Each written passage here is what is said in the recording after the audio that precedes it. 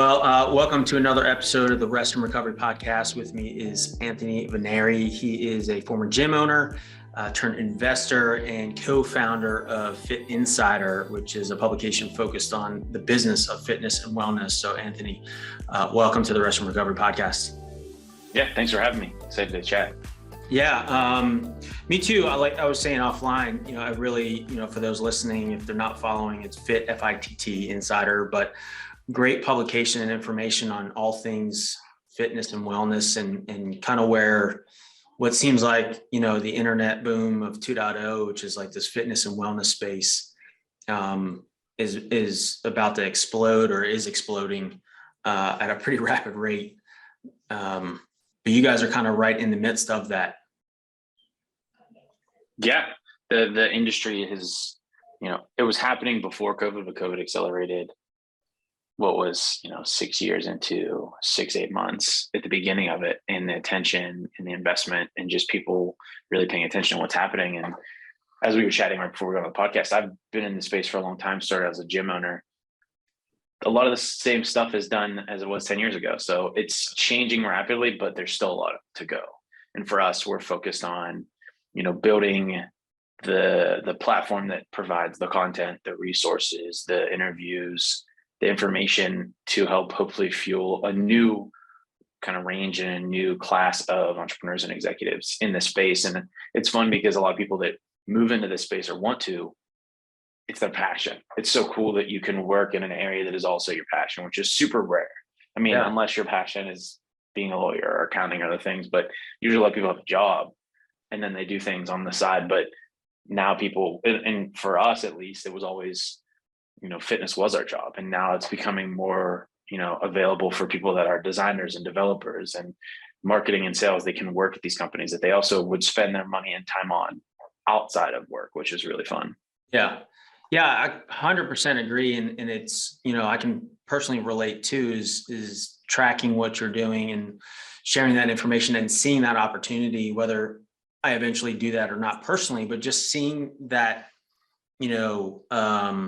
art of the possible of transforming the fitness industry a little bit, because like you said, not a lot has changed, but it seems like we're on the edge of some transformation on even just making a good wage. From my understanding, a lot of the fitness professionals, coaches, you get a lot of PR and image around it, but it doesn't always pay as well as one would think based on the level of effort and work. At least that's what it seems like to me for those fitness professionals and coaches out there. Yeah, we actually did a report right in the middle of COVID. I think it came out in June. It was a breakdown of the personal training industry, and it was what was happening before and what was happening after. The average salary for a personal trainer was like $20,000. Yeah. Like it was part-time. Most of the trainers were part-time, and then the average full-time salary was only $40,000, which, is great income to do for some areas, but you can't live off that in certain major cities. Yeah. It's changed the way that the talent of a lot of these businesses, if you look at the boom in studio fitness, the talent is the instructors and the trainers and the coaches. It's not the gyms. And most of the time, the gyms aren't even really the programming either. It's people that can give their own spin, unless it's like a franchise, like in which area that's very programmed. But still, if your coach isn't there doing the right coaching, the right guidance, the right energy, the right kind of passion, it's not fun. And I think for a very long time, what had to happen is what Joe and I did. You become a trainer, you coach, you do other things, and you either go into the field where we did kind of both, where we went deep into strength and conditioning, where there's athletes, and it pays more if you're training athletes in a specific way. Sure. And then more importantly, you build your own gyms. You have to, if you're going to make a business out of it. But now people can have their own digital gym, their own remote coaching, their own product lines. They're all just like the whole creator economy. Everybody is their own brand, their own media company, their own system. And I love it. I love to see trainer. I'm very passionate about the trainer and coach space. It's why, one big push for us this year is to, we've really, I think, gotten very deep with the fit tech and health tech and wellness and, certain areas, but we haven't gone deep and put effort into growing in the trainer space. But we really want to inform them of what's going on in the space. I think they need to continue to stay updated on what's happening so that they can continue to take a bigger piece of the pie as this industry keeps growing. Yeah, I think, yeah, the business of fitness and wellness, right, is huge, and equipping them with the tools that it can be a fruitful both for your passion and your pocket, which is, it's Yeah. nice when you can marry those up. And there's nothing to be ashamed of either, to make some profit and be able to provide for your family, with a good wage, and doing good. I think, to me, like you said earlier, it's nice to have that passion in the business piece, where it's almost, I was thinking about this the other day before our conversation, it's, almost like a Tom's, right? There's purpose behind what you're doing, and you're able to equip people, and what better way to equip people with than their health and longevity. Yeah, definitely. It's a fun space to be in, and hopefully we can continue. So I built, a jobs board. We launched it not too long ago, and we're launching a new version with a bunch of new features, but to get people to work in the space. Yeah. So you said, well, you're on the front end of this. You guys do investing, and obviously sharing information, but what are maybe some key trends that you're seeing right now that, whether it's fitness professionals or folks that are just the everyday athletes out there, to keep an eye on? Yeah, I think that there's a ton of new and exciting areas. The attention with COVID really was connected fitness and digital fitness. But what comes from that, and what we're really paying attention to, is this next wave of what we're calling active lifestyle and recreation. It's, yes, people are training in the gyms and home. They're not going to not do one or the other. I think they're most likely going to build this hybrid lifestyle, which we've written about a ton, and do both. Yep. But outside of that, there's this more lifestyle, passion, pastime thing that people are doing, whether it's hiking, biking, running, pickleball, tennis, meet up to play basketball. Like this, it was the lifestyle for a very long time. Fitness wasn't what fitness is today, where it's go and lift and be in the gym for hours. It was be active. And that's what we're really paying attention to, the outdoor economy, people running. So we're investing in two companies right now. We can't name them yet, but one is based off of the climbing industry, and one is based off of the running industry. And it's those types of things that we're really drawn to, as you've seen the growth in all trails. You've seen the growth in other things that were already there behind the scenes, but because of COVID and interest, it's really gone. And that kind of plays into a mix between this active lifestyle, outdoor recreation, and then the kind of passion economy side of it. Like, people love that, and that's what they want to do. Yeah. So do you think, and it kind of touches on my other thought of like wellness travel, that's kind of always been there, right? You've got the resorts, and you go and you sit on a beach and drink a Mai Tai, whatever. But I've noticed before COVID, and now probably coming out of it the last year, the rise of like active wellness and wellness retreats, or even just hotels that cater to that more. Yeah, Joe and I joke all the time, everything is wellness nowadays. It's all there. Every marketing, everything is some version of wellness, even if it's not even closer related to it. But yeah, we've done actually, I think, 2 deep dives on the wellness travel, wellness tourism, all that. It's a massive business. And I think that because fitness and wellness and being healthy is ingrained in a lot of people's lives, usually when you would travel, you go and kind of give up on that. Right. And go do your thing and eat and be, which, yes, do that all the time. But for a lot of people, they want to extend that and do more of the wellness in the health and fitness, where it's spas, treatments, meditations, yoga, other things. And having, for myself, done both, it's so much fun to go and enjoy yourself, but also have the surrounding, get the workout in the morning, go to the event, play the activities, and but also eat the pizza and have fun. So I think people are extending their interest into travel and the things that they need. And it's really cool to see. And there's, I think, new companies popping up in this wellness tourism. The hard part that I've seen is a lot of people want to be the Airbnb of it, or some marketplace, which is just, it's hard to build a marketplace. There's a lot of scale that needs to come with that, and a lot of money.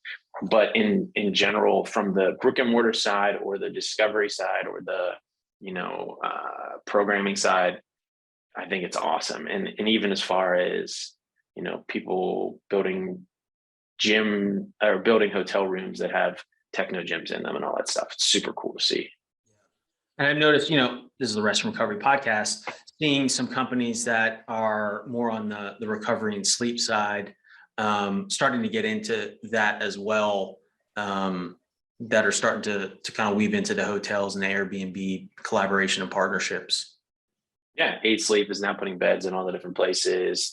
Hyperice, there's something called, I think it was Sage Wellness, that does like these installations at hotels and things like that. Yeah, it's super smart to do. And depending on how long you're flying and what you're doing in your activity, there's a lot that goes into, maintaining. If you are into that space, you need to maintain, you need to do those things, because it sucks to fly on a plane for 7-8 hours. Your body hurts. Yeah. There's some kind of, like, everyone needs that kind of recovery of some sort. Yeah. So I had a previous guest that said, speaking of recovery, that we're at the beginning of the age of recovery as well, where it seems like there's a lot of talk all of a sudden about sleep, about rest, about recovery. What's your take on that? I think it's been going on for a very long time at the top. We did a thing that was like trickle down health. What the high performers are doing comes like a few years later.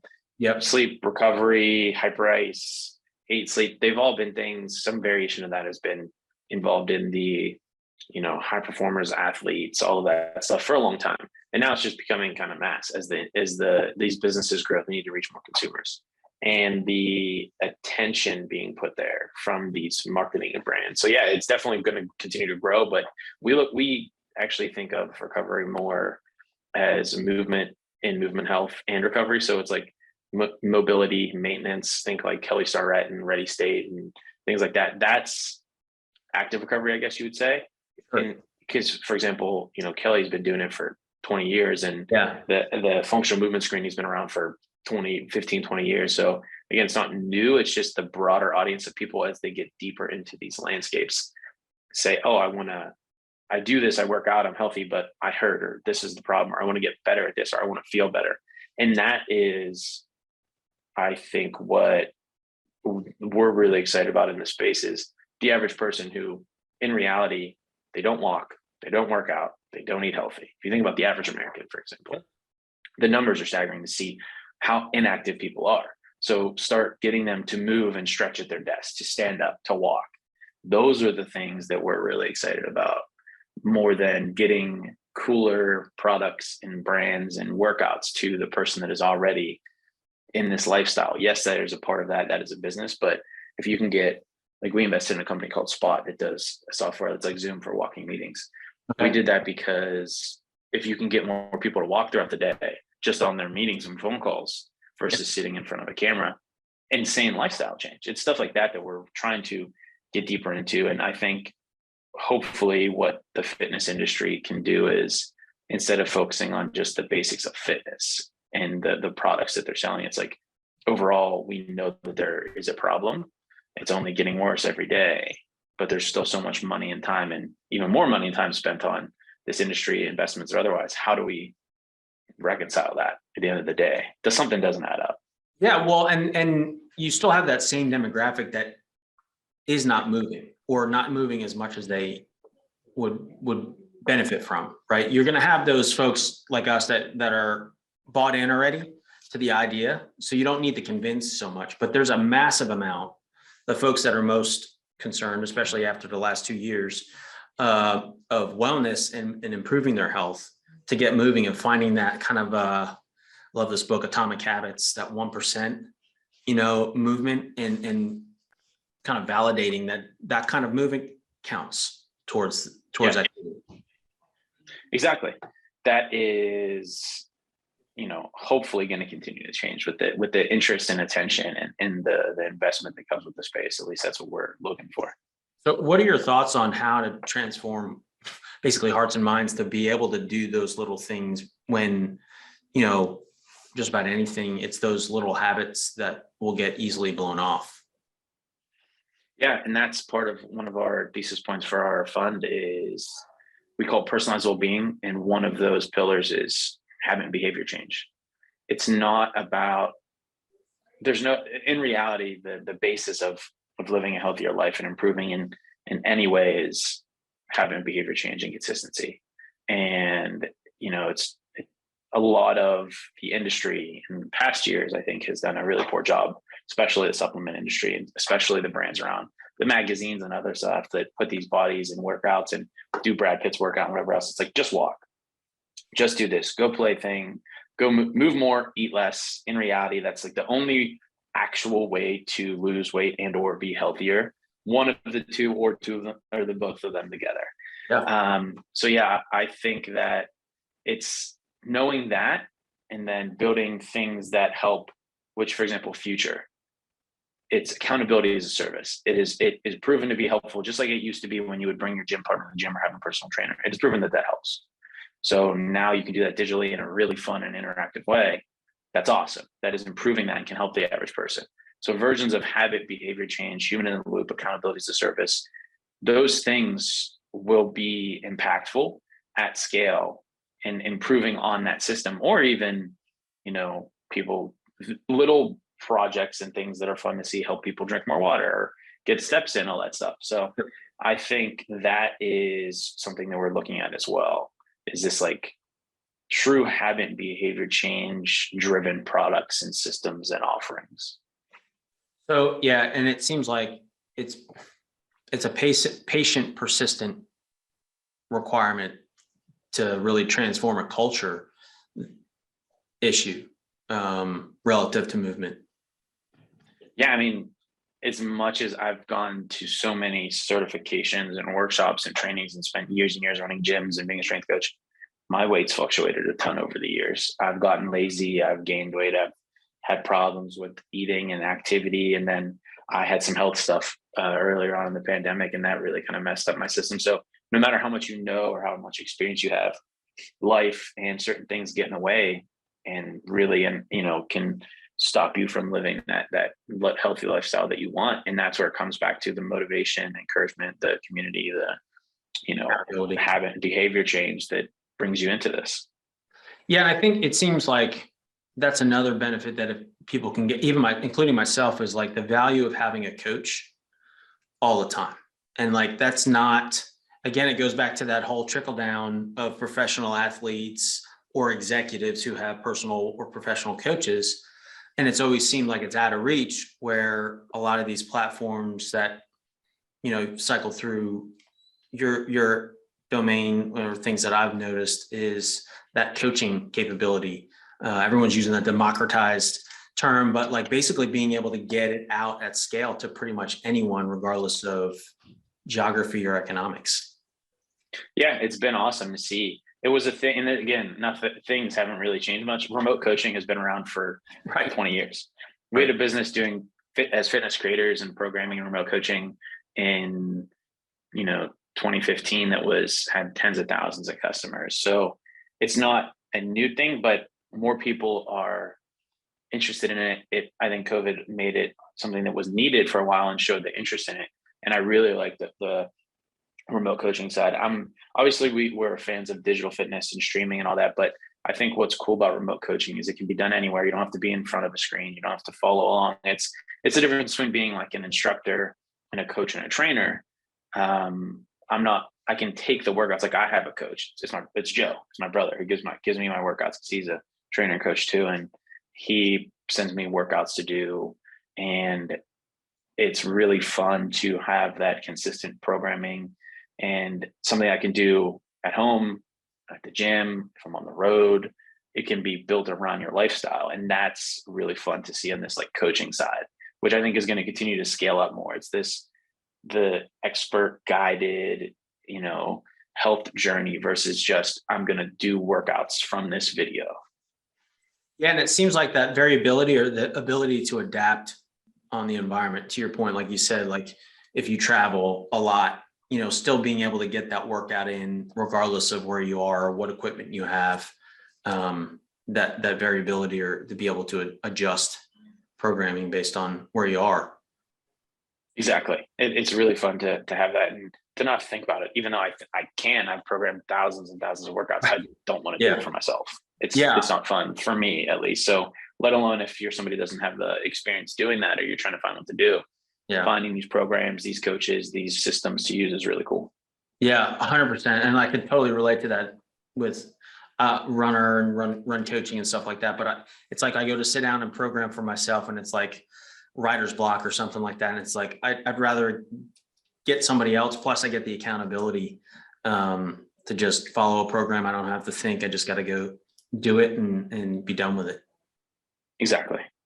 So you kind of mentioned one thing, and the beginning of the pandemic, you had your own kind of recovery needs. I don't know if you're okay to talk a little bit about that on kind of what you went through. I see recently you kind of published kind of the challenge and the recovery process.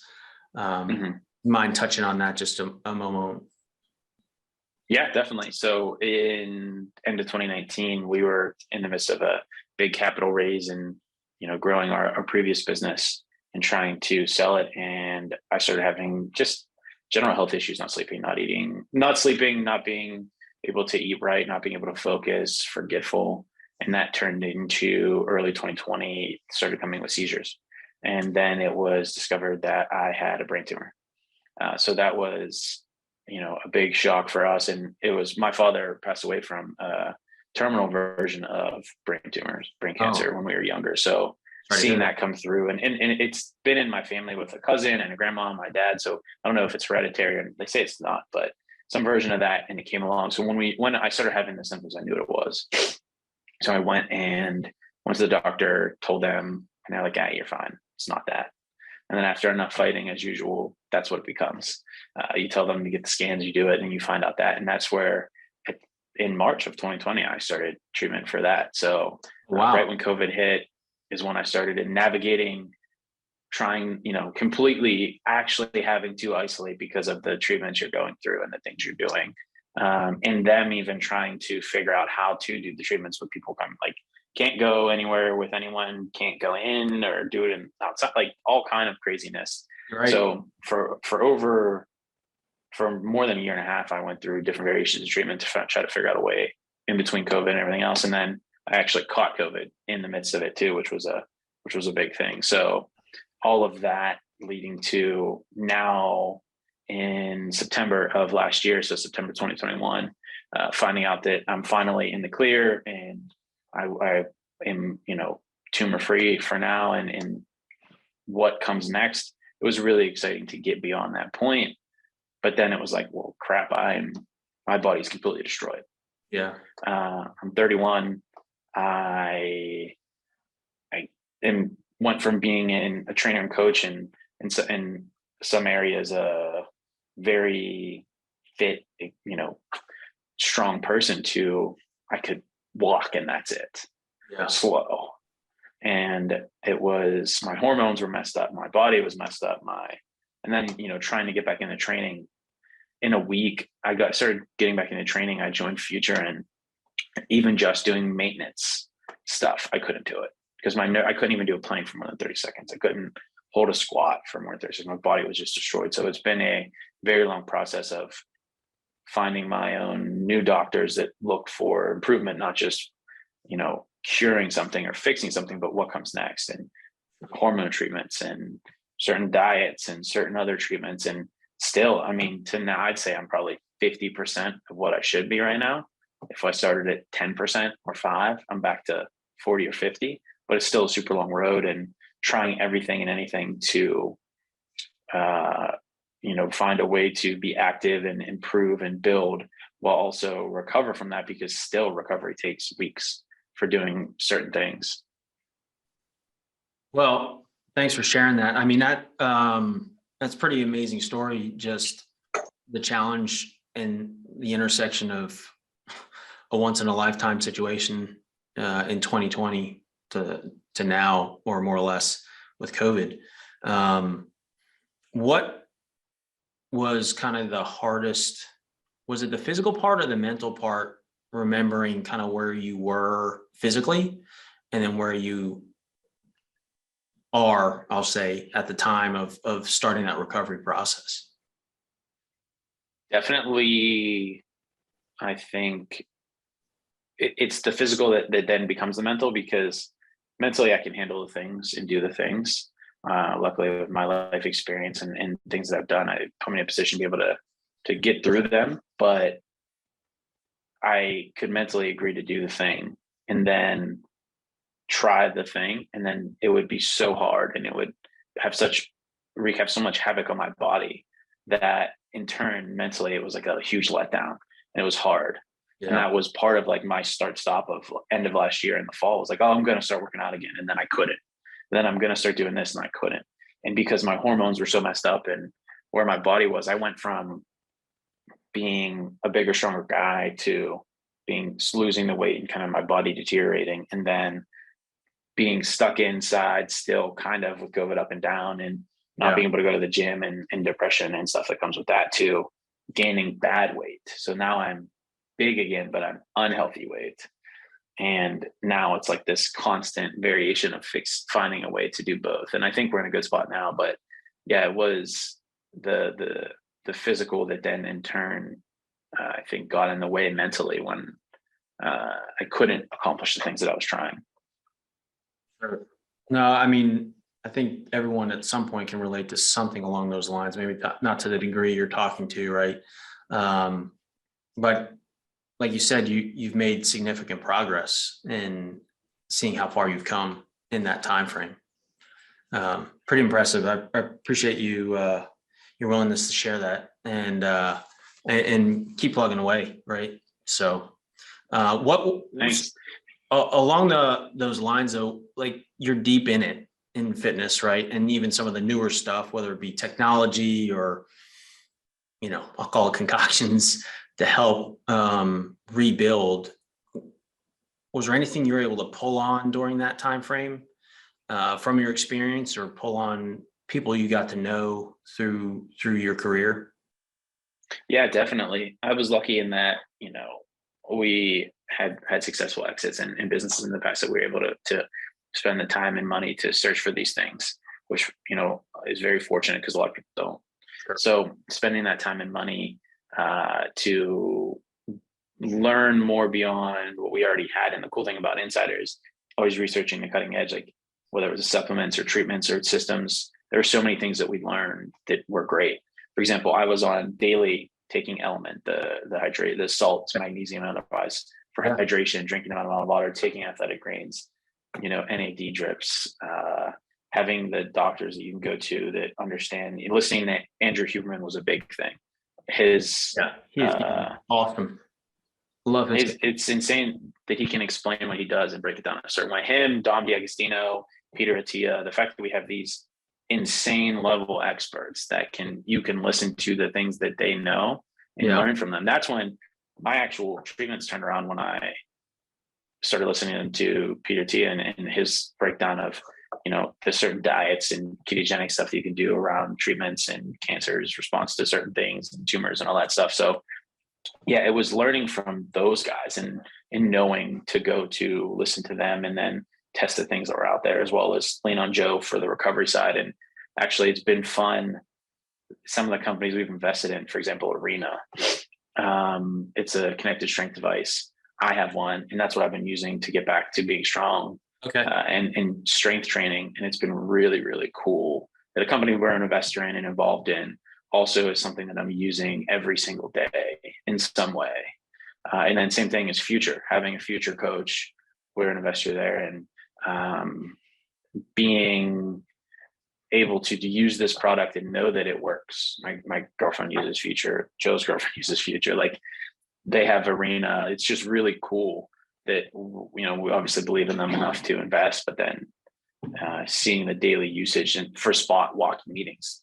I don't take video calls anymore unless it's absolutely necessary. Yeah. I'm on a walking meeting 99% of the time, and I'm walking 10 miles a day sometimes, out and about, because, if I have 7 calls in a row that day, I usually stack all my startup calls in one day that we're talking to or working with.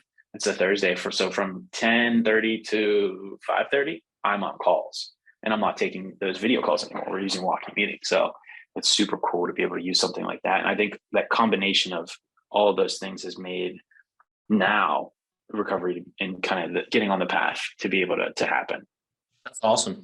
Yeah. I mean, it's great that one, like you said, you're investing in them, but like they're functional, they're usable, they're accessible, and they work, Granted, you still have to step up and do the work, but it's available and great stuff.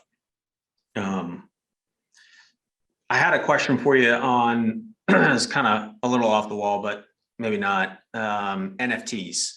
So there's all this talk of that, and I've been seeing it a little bit on the art space, but recently started seeing some things relative to fitness and wellness. I think you guys published an article recently on that, but I was curious to get your take on, are you involved in it, aware of it, thoughts on it? Yeah, I bought into some of the Apex optimizers.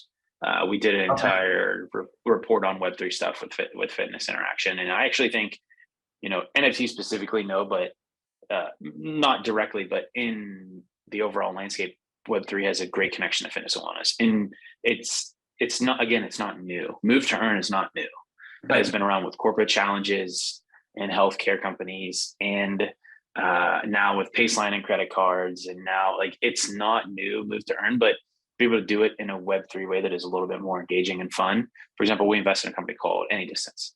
It started out as a social sharing app, and now it is building on this kind of found items, move to earn, kind of like what Pokemon Go is doing a little bit with finding these things and doing them. Again, not technically new, but a much better package and system, and it's really cool. And I hate the NFT side of buy in at high price and get into an exclusive group, and a lot of these. I think a lot of the stuff out there, 99% is just scams. People trying to make money fast. But then there's the other kind of point, or the other 1% that is, they have these intentions of how do we get more people to move and then reward them. And it's like Sweatcoin has been around for a long time. Sweatcoin's doing that. But instead of earning a discount to Starbucks, I can earn a piece of clothing, or I can earn these coins that actually are worth a certain amount of money, or whatever else it is. So I think there's a ton of really positive use cases for it, but there's going to be, especially fitness always attracts scammers in some way. So there's going to be a ton of crap to wade through in the space for a very long time, which is unfortunate, because I think a lot of consumers are going to fall for certain traps and certain things, when the brighter picture with some of these companies that I'm seeing that have really good intentions has awesome possibilities to get people, again, especially if you think about gamers in esports and others, that some of them, don't have the healthiest of lifestyles. So getting them to participate in gaming or other things and engage in healthy activity is awesome. Yeah. And you've got, speaking of the gamers, you got the blue light, they're sitting in front of screens all the time. There's a debate of whether, you're kind of blue light overdosing or whatever, and that negative health benefit to that. But yeah, it is a great way where it kind of gets rid of those silos, those lifestyle silos, and just kind of gets more of an integrated lifestyle, or habit stacking, I guess you could say, borrow from Atomic Habits. The different things that you can still do what you love. It can be maybe not healthy, whatever that is, but there's ways to kind of offset and put up those healthy boundaries, I guess you could say, around doing the different things. Exactly. That's definitely something that I think is really exciting for that space. And hopefully it has that positive impact and gets people moving, and most people don't fall for the things that are out there that aren't great. Yeah, that'll probably be the hardest thing, is discerning what's the cannon fodder and what's legit. Yeah. So I appreciate your time. I don't want to, overextend my welcome here, but appreciate everything you guys are doing. I think it's a lot of fun to read. It's interesting for me personally, and like you said, I think it's a great space to be in. Whether directly or indirectly, on where this is going to evolve to really get a healthy lifestyle back into life. See those videos out there with, PT, what our grandparents' generation looked like, a savage race or something like that. But that was just their gym class, where we're kind of reintroducing that in a better way, I guess you could say. But I like to close things out with a couple personal questions. So first, what are you reading right now? what am I reading? Not much. I actually just got a book that I want to read. It's called Driven. I forget who recommended it, but it is, let me pull it up real quick to make sure I have the right book. Yeah, it is called Driven. It is the habits that, sorry, let me pull this up to make sure I'm saying right. Understanding and harnessing the genetic gifts shared by entrepreneurs, Navy SEALs, pro athletes, and maybe you. Somebody recommended that to me, just got it. So I'm going to start on that. But yeah, not much else otherwise. Yeah. All right. So what are you listening to right now, whether it's music or podcast? Always podcasts. I'm not big on the music side, and it's never business wise. It's always comedians. Joe and I are obsessed with stand-up comedy. We go see shows all the time around the country, and listening to my favorite comedians like Tom Segura, and like Theo, Vonn, and others just be idiots, and it's amazing. Well, I mean, there's a lot of benefit to laughter, man. Yeah. So, all right, what's your go-to rest and recovery method? I would say for me right now, it is, as crazy as it sounds, walking. Every morning, every night I go on a walk, a long 45 minutes to an hour walk. And that is the best version of activity, active recovery, mental recovery, everything in between. And I try as much as I can not to listen to stuff on those walks, just go and be out there, no connection or anything like that. It's that. And then getting really consistent on the nutrition side of having the right time for fasting, and then athletic greens and element and others when I'm not. So all of that wrapped into a pretty consistent recovery phase right now. Awesome. I love it. Well, Anthony, how can folks find you? Yeah, the Fitt Insider website, insider.fit.co, and that's Fitt with 2 T's. And then Joe has a podcast. It's Fitt Insider, and he interviews executives, entrepreneurs, investors in the space, everyone from Strava to Tonal to Mirror, to, all of those great companies. So check those out and reach out to us on their social, LinkedIn, wherever, if you want to chat about anything. All right. Thanks, man. I appreciate it. Be well. Thank you so much.